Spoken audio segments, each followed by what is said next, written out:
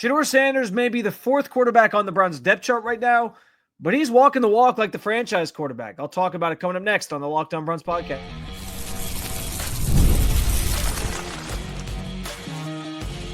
You are Locked On Browns, your daily Cleveland Browns podcast. Part of the Locked On Podcast Network, your team every day. What's up, Dog Pound? I'm Spencer German, your host of the Locked On Browns podcast. I'm proudly covering your Cleveland Browns each and every single day in the land and on the road. Shedeur Sanders is acting like he's the Browns franchise quarterback. Plus, two offensive skill position groups take center stage in our latest training camp previews. We look at the wide receivers and the tight ends. And I'm going to chalk up the lack of Browns on the NFL's top 100 list here at the Locked On Network as purely ignorance. I do want to thank you for being every day here at the Locked On Browns podcast, making this your first listen every single day. Remember, you can find Cleveland Browns content with Locked On Browns every week, Monday through Friday, guaranteed, with bonus content on some weekends as well. And it's totally free to you. Make sure you hit that subscribe button wherever it is that you listen to your podcast. And, of course, at the Locked On Browns YouTube channel. You can also get involved in the show by sharing your thoughts on anything we discussed today in the comments section. This is your team, so be part of the conversation every single day. And today's episode is brought to you by our friends at FanDuel. Right now, new customers can get $150 in bonus bets when your first $5 bet wins. And listen, we have talked a ton already about the state of the Browns quarterback depth chart, where it's obvious that at this point, Shedeur Sanders is going to go into camp as the fourth guy in the depth chart. Fair or unfair? I think, as I've said numerous times on this very space, to me, he's the most talented quarterback on this roster. He's the quarterback that I think has the best chance or potential to become something in the NFL. I think that played itself out during the pre-draft process, and nobody was touting this guy truly as a fifth-round pick, and I think the talent's there. And so I do think he deserves a chance to run with the ones in the coming weeks, work his way up this depth chart, and legitimately compete for the job. I want to see him play, and I'm not sure the Browns are going to give him that legitimate chance to do so because I think they want to protect these rookies, both him and Dylan Gabriel, and not put them out there too soon. So we'll see what camp brings. But that's, again, my official stance on Shedeur, as it's been the entire time, from an on-the-field standpoint. But regardless of where he may stand on the Browns, quote, hypothetical depth chart, if you will, I think it's absolutely awesome that he is walking the walk like he is the team's franchise quarterback already, or that he was brought in to be the team's franchise quarterback, or that he's going to at some point become the Browns franchise quarterback. And I know what people are going to say as I start this topic. There are going to be some people on this platform who try to tell me, well, how can you say that when he got the 2 speeding tickets? And I understand, like, yeah, boneheaded thing to do, whatever. I've gotten speeding tickets. Others have gotten speeding tickets. To me, the speeding ticket thing is not a representation of like Shedeur Sanders a bad guy. It's something that happens. Young people do silly things. I did silly things when I was his age. Like, it's not the end of the world to me, especially juxtaposed to what's going on with Quinshon Judkins right now. It doesn't have to be this end-all be-all for Shedeur Sanders' character. We don't have to write him off because of 2 speeding tickets. Even if they were in pretty close proximity to each other, it's not that big of a deal. And so I understand where people use that against me. They'll say, how can you say that a guy that had that happen is walking the walk of a franchise quarterback? But I'll tell you why. Because look what he's doing out in the community right now. Like, he's working out at local high schools. All I've seen the last couple weeks is videos of him making the rounds to different schools in the area and doing on-field work in full Browns garb, his helmet, everything, and putting in the work. He's showing up to local charity and community events. He just made an appearance on Wednesday at what was called the Garden Valley Fun Festival, which was a community event that was set up to unite those affected by a fire at the Rainbow Terrace Apartments that left one person dead and 42 others displaced out of the apartment complex. It was basically like this, the entire 44-unit apartment was damaged, and a bunch of, financially, like a lot of money lost. And it's this whole big, it was this big event that happened at the end, or this big thing that happened at the end of June, a tragedy that happened at the end of June, that they were sort of bringing the community together at this event. And Shedeur Sanders made a point in being there and showing up to be part of this unifying event and meet the people in that community and talk to them and interface with them and just kind of lift their spirits after this tragic event that happened. And so, like, he has chosen during his summer weeks, the weeks that other players are off decompressing and kicking their feet up and getting some relaxation, some R&R time in before the grind of training camp and the regular season begins. He has chosen instead to stay here in Cleveland, work out in Northeast Ohio, and try to find different things to get involved in to continue integrating himself deeper and deeper into this community here in Northeast Ohio and Cleveland. I mean, that is commendable no matter how you slice it, no matter how you feel about Shedeur Sanders, what he has done these last couple of weeks and being in the area, choosing to do that instead of go on some lavish vacation. That is something that should be celebrated and something that it deserves adoration, frankly. And like, that's not to say that other guys on this roster or the other quarterbacks on this roster aren't taking things seriously or don't care about the community here in Cleveland. For example, we know how much Joe Flacco has embraced this city and embraced this fan base and feels like this is a place that he now really resonates with. So it's not that I think the other guys don't care about the community or don't care about Cleveland or aren't going to come out when training camp opens up next week and give it their all to try to earn the starting job and compete. Like, that's not what I'm saying at all. I just think what Shedeur Sanders has shown the last several weeks where he's here, he's not on some lavish trip and he continues to show up this isn't the first time, by the way, that he's shown up in the community. Like, before minicamp started, he was going to high schools and like meeting with high school teams and talking to them and just showing his face around town. Like, all those things to me are the things that a franchise quarterback does.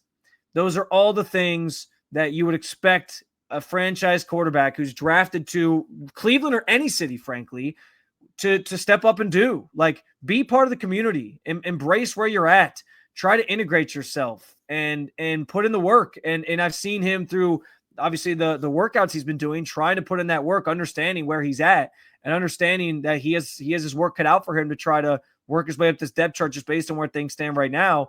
And he is not cutting corners. He is putting in the effort to try to, give himself the best chance to compete come training camp and maybe try to win this job. Like, I commend all those things. I think it's this. And by the way, like, this is all the stuff that I said about Shedeur during the pre-draft process. Some people looked at him stand up there at that podium and at the combine and talk about why he thinks he can turn around a franchise and pointing to, look what I did at Jackson State. Look what I did at Colorado as arrogance. I looked at it and said, like, that's the confidence I want in a franchise quarterback. Like, no matter how you feel, and again, I made my stance very clear about how I feel about Shedeur Sanders, the football player, but no matter how you feel about Shedeur Sanders, the football player, he has all the other tangible or intangible things, I should say, that you look for in a franchise quarterback. I think his leadership qualities are on full display. His teammates at Colorado have said nothing but good things about him. And in terms of like the person that he was, the leader that he was, what he brought to the table. He has the confidence, which in a city like Cleveland, which is longing for a franchise quarterback, you need the type of confidence that he has. Somebody who believes wholeheartedly that they can turn a franchise around and deliver in those moments. And that obviously comes from the background he's had, the family he has, being the son of a Hall of Famer. Like, of course you're going to ooze confidence. I have no problem with that. And I think that's been on full display. And then just his actions in the community, again, aside from the speeding tickets, which I don't I don't make as big of a deal as others. He's gotten them taken care of. That's all that matters to me. Like, he's been responsible in that way. Things happen. But aside from that, like, everything else he's done speaks to a guy who is acting like he is the franchise quarterback of this team, or he is going to be the franchise quarterback for this team at some point. And I think that is going to set him up for success when training camp opens next week, to hit the ground running and continue this process of trying to show everybody that he can be this great player at the NFL level and be what the Cleveland Browns need, frankly. I'm excited to watch it. I'm sure others are as well. I'm sure others are already looking at other guys and ruling them out. And like I said, the Browns might not give him the legitimate chance that he probably deserves, because I think they don't want these rookies touching the field too soon. But man, like, he's doing all the right things, and I continue to say that. And he sure looks like a franchise quarterback to me on the field for me, but also especially off the field in his actions and the way that he continues to go about his business, which I think does deserve a major shout out here. And people should recognize Jerry Jeudy headlines an inexperienced wide receiver room. Are other players ready to step up? And that wide receiver room, because of the inexperience, kind of codependent on the tight end group as well. We'll talk about it coming up next on the Locked On Browns podcast.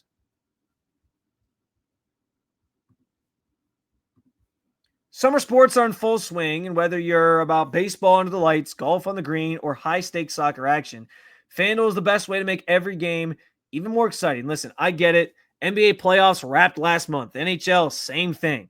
We're still training camp starts next week, so football is on the horizon, but actual games being here, still a little bit away here, still about a month away. And so I understand that this is considered a downtime of year in the sports calendar. But it doesn't have to be if you just make FanDuel part of your viewing experience. At night, I get my son down to bed. I generally throw on some baseball on the TV, and I make it even more fun by putting some bets together via the FanDuel app, whether it's placing a same-game parlay or watching a bet ride into the ninth inning with a nail-biter of a game that's a one-run difference. FanDuel makes it feel like I'm part of the action every single night. New to FanDuel, new customers can bet just $5 and get $150 in bonus bets if your first bet wins. All you got to do, open the FanDuel app, visit FanDuel.com today to get started.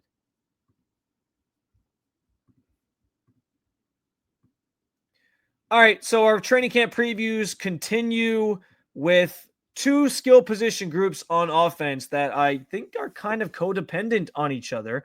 And we'll start with the wide receiver room because we know Jerry Jeudy. We know what he brings to the table. I just pleaded my case why he should have been in the Locked On top 100 players list. And we'll get back to the top 100 players list here in our final segment, by the way. So stay tuned for that because I have another take on it. We also know Deontay Johnson I would say Deontay Johnson is, without question, a proven commodity in this league. But the question with him is he going to be bought in here? Because last year he wasn't bought in, decided not to enter a game, and now he wears this label, this tag as being a guy who quit on his team. And that's not great. He seems like he is embracing this opportunity, understands that this was the only team, the Browns were the only team that came calling, so he's kind of on his last legs here in the NFL potentially. But after those two guys, and one of them is kind of an if anyway, it's Andrew Berry crossing his fingers, saying some prayers, and hoping that some of his, mid to late round draft picks that he's taken over the last several years stick and blossom and actually turn into something. That conversation starts, of course, with Cedric Tillman and Jamari Thrash. Cedric Tillman is expected to be the number 2 wide receiver opposite of Jerry Jeudy on the other side of the offense. And they are anticipating a big step, a big leap from him. He had his season cut short last year due to the concussion, but he was trending in the right direction towards putting up some pretty respectable numbers and maybe feeling like that there was something there that the Browns could lean on a little bit sooner. And so I think because of the injury, those questions sort of still remain with Cedric Tillman, where it's like, okay, where is he? What's he going to bring to the table? But they are confident from an organizational standpoint that he's going to take that leap. They also seem pretty confident right now, at least, that Jamari Thrash is ready to take on more of a workload because he was most prominently the slot wide receiver that was running a lot of reps with the ones, especially during minicamp. They had him out there. I think that there's obvious progress and improvement on full display from somebody like Jamari Thrash, who last year struggled to catch the ball. And I can tell he's making an effort to try to make sure he's really bringing that thing in, not letting it slip out of his hands. I think he's made some improvements in terms of just like his attention to detail as well and the way he runs his routes. He looks like he's trying to become, embrace this opportunity to maybe take on a heavier workload. But I still have my doubts about a guy in Jamari Thrash who obviously he's a day 3 pick. I mean, am I banking on Jamari Thrash day 3 pick being a guy that is a 5th round pick, being a regular contributor for the Browns and that being something that they can rely on? No, but sometimes you find diamonds in the rough and we'll see if that comes to fruition for him. But there's questions there. And then beyond that, there's obviously other questions as well, because you don't have like a third guy, a third name of prominence that makes you feel like, okay, this group's pretty good. It's relying on David Bell, who's been injured several times throughout his career and was injured last year and has been inconsistent, frankly, throughout his career. It's Michael Woods, the second, who I've actually liked a lot of what Michael Woods brings to the table from a skill set standpoint. I actually think he's flashed a lot during training camps, during the preseason, but he's never actually kind of taken shape or turned in anything during the season. You have DeAndre Carter, but we know DeAndre Carter is more so at this stage of his career a return specialist, a special teams guy. They might have to sort of depend on him more in the offense, just addition by subtraction out of necessity, but I'm not banking on him putting up big numbers. I'm intrigued by Luke Floria, the undrafted rookie out of Kent State, because of his versatility, his ability to play out of the slot. That is such a valuable position right now that this team doesn't have a lot of talent at. And so I'm curious to see what somebody like Luke Floria brings to the table this time of year, and if he can, do some nice things and provide a spark of sorts and maybe make this roster based on how training camp and the preseason go. But it's not that I have a lot of confidence in this group after Jerry Jeudy at the moment. And it's a lot of proving it to me and to you and to Browns fans in general that they're better than we anticipated. And also, this is being in a very inexperienced group. The Quinshon Judkins situation and him potentially facing a suspension, that's going to put an even heavier burden, I think, on this group to step up and those guys to blossom quicker, because now you lose kind of this guy who is supposed to be the focal point of your run game, your offense, getting back to the outside zone running scheme that Kevin Stefanski obviously prioritized and made him successful early on in his tenure here with the Cleveland Browns, and that he brought to Cleveland in the first place. I still have some confidence in like Jerome Ford and Dylan Sampson, but he was supposed to be Quinshon, the focal point of that. And so now, if they're still going to be a run heavy team, but I think like there's a heavier burden on some of these, this receiver room, also the tight end room, which we'll get to here in a second, that they have to sort of pick up some of the slack and maybe be even more involved, because you lose a key skill guy that they were banking on being important to their goals this season. Now, that's where the tight end room, though, comes in, because I highlighted in the Jamari Thrash conversation the lack of talent at the slot position. And by the way, Deontay Johnson could, and it's a could sort of thing here, be the guy that they put in the slot and just see what he can do. He's been an outside receiver most of his career, but that doesn't mean he can't do those things, be productive out of the slot. And maybe that's your starting three is Jerry, Deontay, and Cedric, which I actually feel decent about. If Cedric can actually become the player that the Browns think he can be, that's not a bad top three to have. But I don't know that Deontay is going to be a slot guy. And that's the big question that will sort of play out during training camp. We'll see what that kind of looks like. But because that slot spot is valuable, but not necessarily a strength of the Browns right now, that tight end room is going to be massively important in terms of how they utilize the tight ends, how they utilize 12 personnel. And I've talked about this a little bit already. David Njoku. Steady presence. When he's healthy, I think he can be that Pro Bowl type tight end. But I think stepping into a 2025 season here where he needs a bounce back year, he needs to prove he can stay healthy. He needs to put up bigger numbers. He's in a contract year. He's about to enter his 30s. Like the Browns, if they're going to give him an extension, need to see it before they do, as I talked about earlier this week. And you kind of know what to expect from him. He's a great blocker on top of being a guy that can be a threat in the pass game. But I think Harold Fannin Jr. is going to be turned to be an even bigger presence than even maybe Njoku in the pass game, because I don't know that he has the blocking ability yet. I think that's something that he's going to work on in his game and improve on with David Njoku as a mentor, which is great. But I do think like the skills he brings to the table, the assets he brings to the table out of college, out of Bowling Green, are those explosive playability that we saw against Texas A&M and Penn State and some other big time schools that got him drafted where he was. And using him in the slot as this other weapon, I think is going to be a priority for Kevin Stefanski and this offense in general. And so I think the wide receiver group and the tight end group are kind of codependent on each other here because of the lack of talent at slot receivers for the Browns.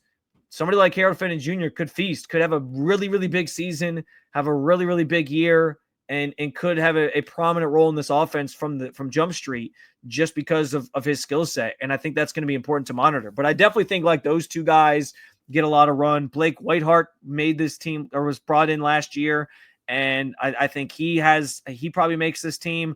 And behind that, it's a crapshoot. Brennan Bates, who did some nice things during minicamp, running with the threes primarily. Sal Canella is another guy they brought in as a signing. Like, these are names that you're not as familiar with, and I'm not sure that those guys are going to make the team. We know they'll keep at least 3. I think Whitehart's certainly in line to make it if he has a good training camp and whatnot. But certainly, because they're going back to 12 personnel, there is a case to be made that maybe they keep 4 tight ends, or even if they maybe cut somebody and then sign somebody that gets cut from another team before the 53-man roster cut down or after the 53-man roster cut down. There's a lot of ways they can go about it. But 12 personnel being as prominent as it is could lead to the Browns wanting to keep more tight ends than usual. 3 are at least going to be on this team, and I wouldn't be surprised to see Harold Fannin Jr. have a really important role in year 1 because of the lack of experience at the wide receiver position. But those are the 2 groups that I think those 2 groups certainly have some questions, and they certainly have they're certainly going to be a part of where the attention falls from people who attend training camp. Maybe you're going because because of the reinvented offense and getting back to what Kevin Stefanski likes to do best, and whoever's starting at quarterback, we need to see, and we're going to want to see what the weapons around them sort of look like here. So all that will start to take shape in the coming weeks. And I think those 2 groups kind of, as I said, codependent on each other. I'm going to chalk up the lack of Browns on our official Locked On Top 100 Players list purely to ignorance. And I'll explain why coming up next in the Locked On Browns podcast.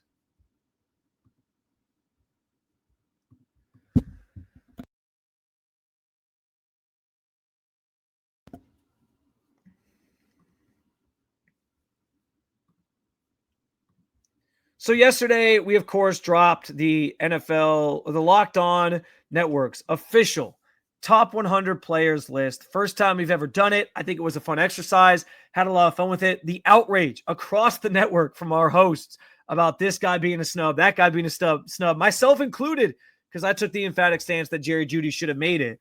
I've calmed down, though. It's okay. I'm good. But as I've gone through the list more and I've looked things over, and I've broken this down more and looked at the numbers and seen who else, obviously, who's on here and how many players each team has kind of represented here. I think it's obvious what happened in relation to teams like the Browns, and I'm even going to lump in the Jaguars here, because listen, the Jaguars and they're the guys that they like. My guy Tony Wiggins. Shout out to my guy, Tony Wiggins. He kept it together as best he could in terms of feeling like the Jaguars got kind of forgotten about here in this whole thing. They had 1 player in Travis Hunter make the list, which we'll talk about here in a second. And there's at least a case to be made that they should have had that Brian Thomas Jr. should have been on this list, even over Jerry Jeudy, in my estimation. And so the fact that he wasn't was a disaster. But the same thing applies to the Browns that does to the Jaguars and Tony Wiggins' team that he covers here at the Locked On Network. It's ignorance. Ignorance was the factor here. The teams that played the most with the most players on the list, the teams with the most representation on this list, teams that you see on TV the most, teams that made deep playoff runs. And listen, it's fair to say teams making deep playoff runs, like the one that won the Super Bowl and the Philadelphia Eagles, they have more great players on their team. So it would make sense. It's fair to reason that they would have the most representation in a top 100 list like this. And the Eagles had the most guys on the list. 7 guys from the Philadelphia Eagles showed up on this list. Next was the Lions with 6. Again, team with Super Bowl aspirations, team that was on TV, if I'm remembering correctly, quite a bit last year on national TV. 49ers had 5, Chiefs had 5. 49ers having 5, I'm not saying it's wrong, but I think that 49ers team is poised to maybe take a little bit of a step back here. The Texans also had 5, which that one sort of, I don't want to say totally surprised me, because the Texans do have a lot of like stay power names with Hunter as their edge rusher. I'm trying to find some of the other ones here sort of on the fly as I scroll through the list briefly. CJ Stroud was obviously on the list. We know that. Will Anderson, who I think has taken strides, Nico Collins, like the ones that are on there for the Texans do make some sense. But the Texans having 5, is, that's a team that had more aspirations than where they ended up getting in the playoffs last year. And then the Bucks, Chargers, Commanders, Cowboys, Falcons. There's a ton of teams with 4, and 4 sort of feels like it's the sweet spot for a lot of teams. Only 3 teams only have 1 player: the Bears, the Jaguars, the Patriots, and the Titans. And the Browns were one of the teams of a handful that ended up with 2 players. Surprising, the Bills only had 2 players, despite being like Super Bowl contenders. Obviously, one of them is Josh Allen. But yeah, like I think what happened here in some respects is just ignorance, because again, for the Jaguars' sake, Brian Thomas Jr. should absolutely be on this list. I argued Jerry Jeudy, but I get where there's a little bit of splitting hairs there, and like you can only have so many on it. And if he's not on your personal list, I understand the case for why and why you want to see it more consistently. But at the same time, I think he was worthy of what he did last year in a putrid offense with a putrid quarterback situation. Producing those numbers is commendable. That is top 100 worthy to me. So I'd put him on there if it was me, especially over somebody like Devontae Adams. But regardless, it's also like, yes, Myles Garrett and Denzel Ward clearly needed to be on this list, and they were. But Denzel Ward being 84th, like that even further speaks to me about the fact that there's some ignorance here in terms of who the Browns have on the roster, where guys certainly rate, the seasons that they had. Because Denzel, who's been a top 5 corner in this league for quite some time now, had arguably, and he's even said this, the best season of his career last year. And he comes in at 84th overall on the list of my fellow co-host that we voted on here to sort of put this and compile this list together. I find that crazy. But that again, I understand where there weren't a lot of people watching the Browns last year. It was a miserable experience for the Browns fans like yourself to watch this team last year. I can only imagine it was even harder for outsiders to casually want to turn the Browns on and watch the Browns. So being less familiar with them, I guess it makes some sense, but it doesn't exonerate everybody from having Denzel Ward be 84th and having, maybe neglecting Jerry Jeudy to a degree. And like I said, the same thing, the Jaguars were victims of this too, because the Jaguars were bad last year. People weren't paying attention to them and watching them. And when you do that, you let guys like Brian Thomas Jr. slip through the cracks. You let guys like their Josh Allen slip through the cracks. I think he is an underrated player in this league. And you end up with the guys who are on TV prominently being the ones who are most showing up on the list, like the Eagles having 7, the Lions having 6, the 49ers, Chiefs, and Texans all having 5. Those are teams that get more national love and attention from a television standpoint. And so those players are guys that get a little bit more love on an exercise like this. But I think it's to me, it's absurd that Denzel Ward's 84th. But I did say yesterday, first time we're doing this, so I understand some I'm going to use the word again, ignorance when it comes to the Browns, which maybe prevents him getting the love that he probably deserves. I also think Jerry Jeudy should have been on there, and I'll continue to bang that drum. But I understand where people maybe didn't have the full context of how bad things were in Cleveland at the quarterback position, and understand like, well, hey, Jerry put together great numbers, in my opinion, top 100 numbers in a season with those circumstances. That's pretty damn good. Speaking of the Jaguars, by the way, and what's interesting about Brian Thomas Jr. not being on it is that the one player that was on it, as I said, was Travis Hunter, who hasn't even played a snap. I'm curious, like, should rookies be eligible for a top 100 list? Because we talked about this among the network yesterday a little bit, sort of peek behind the curtain here in our big like group text chain that we have. I understand the argument where it's like, well, they haven't played a snap in the NFL, so how can we really put them on a top 100 list? I admittedly put Travis Hunter in my top 100 ranking because to me, I think if he's going to be the NFL Shohei Ohtani, and that shows itself year one, not having him on there would kind of be embarrassing to me. Like that would be an egregious mistake on our part. So I made sure I put him in there. I think I had him like the 70 to 80 range.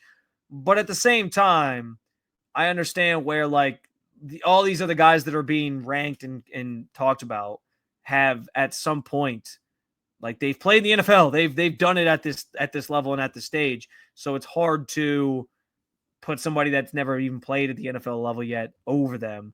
And especially hard when you consider the Jaguars, again, slept on because they stunk last year. but have another player that absolutely should have been in the top 100. And so I'll say it again to Tony Wiggins on this platform. You had at least two in my book, because I would have had Travis Hunter and Brian Thomas Jr. on there, but the network has spoken and they felt it was just Travis Hunter, apparently. Another episode down with you, Dog Pound. Thank you for joining me as always to talk about your favorite football team. More to come on a Friday edition of the show tomorrow, which I talked about it today in previewing the wide receiver room. A lot of inexperience. Could Jawan Jennings, 49ers wide receiver, be an answer or a solution to some of the lack of experience in the wide receiver room?